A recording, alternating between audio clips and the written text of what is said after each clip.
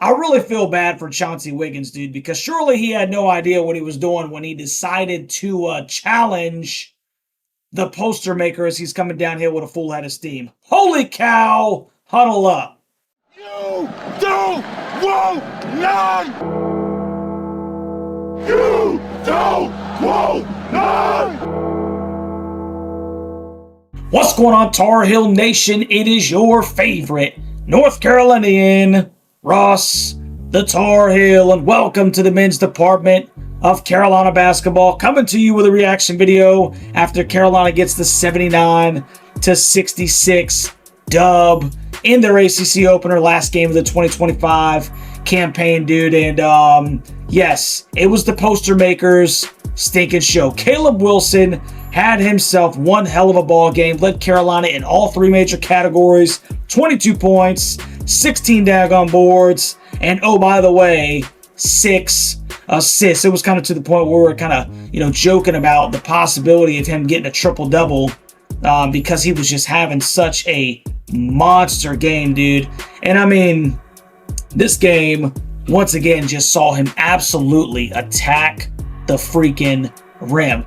Do not get in the poster maker's way when he is coming downhill. Or, let me change that up. Please continue to get into the poster maker's way as he's coming downhill, because I like seeing him punch on all these stinking people, dude. I mean, it's been a long time, bro, since we've seen a guy with the athletic ability and the stinking ticker that Caleb Wilson has, man. He is different. He is next level, dude. His elevator goes all the way up to the 132nd floor. I don't know, man, but the guy is absolutely phenomenal, and he's a joy to watch, man. It's stinking Carolina Blue. Shout out to his mom. Shout out to his stinking dad. C-Dub, you are the freaking man, bro. 22, 16, and 6 to lead Carolina in every major category. Carolina gets a 13-point W, and he wasn't the only one that played well. Henry Vasar had a rough first half. He did. I think he went into the break with no points,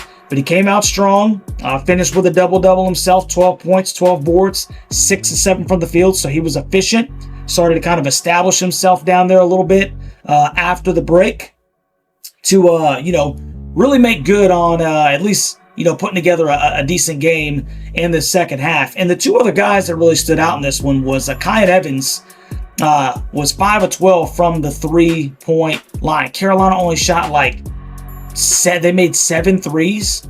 And Kyan Evans, the guy that has not been making a bunch of threes, he had 5 of them. He was our best 3-point shooter tonight, and he finished with 15 points.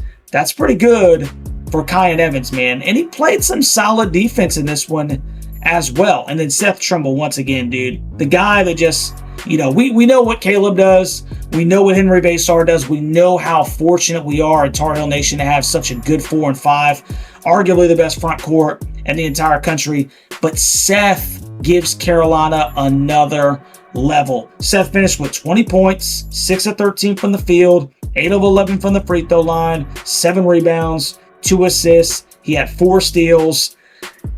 And once again, man, when you got such a dominant 4 and 5, but you got somebody who can guard so well out there on the perimeter and simultaneously give you 20 points on a stinking, night like this, that is tremendous, man. And he has become Carolina's second or third scorer that we were all clamoring to have while he was injured, man.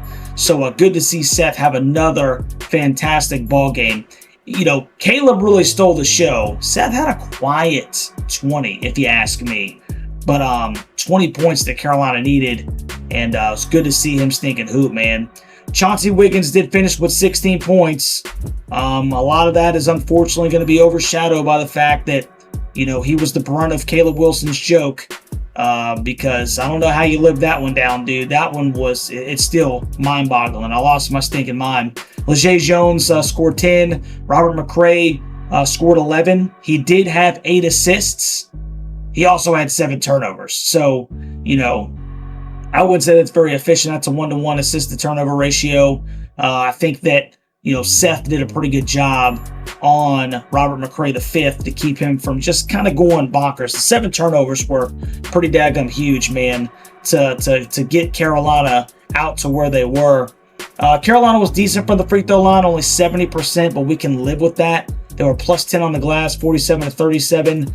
And I think two of the areas that we really got to talk about, man, is once again Carolina dominating the paint, 42 to 20 against FSU, and then Carolina winning the fast break, points 20 to 4, which is once again had a steep uptick since the return of Seth Trimble, man. It's good to see Carolina getting out, running, getting out in the transition, getting out to the primary and secondary break, and scoring points, as opposed to, constantly being in their half-court sets and having to manufacture buckets, man. I like when Carolina is stinking running. And, they were running at times in this game. They could not, once again, just really put foot on throat.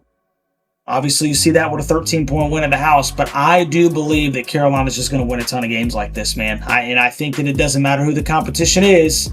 I think that is just how Carolina is going to win games. They're not going to be blowouts, but they're going to win a ton.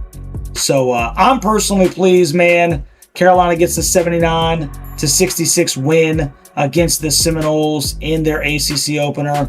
And we won't see you guys until January 3rd, man, when Carolina takes a trip out to Dallas to take on the Stangs of SMU, man. So you guys let me know what you think about Carolina's ACC opener. Let me know what you think about Caleb Wilson, the poster maker. Let me know what you think about Seth's play and this win, and just where you think the ceiling is for this team down in the comment section, Tar Heel Nation, man. If you haven't already, do me a favor, like, share, and subscribe to the daggum channel. It is a great day to be a Tar Heel. Go to hell, Duke. Go to hell, State. And we'll catch you on the next one, baby. Go Heels.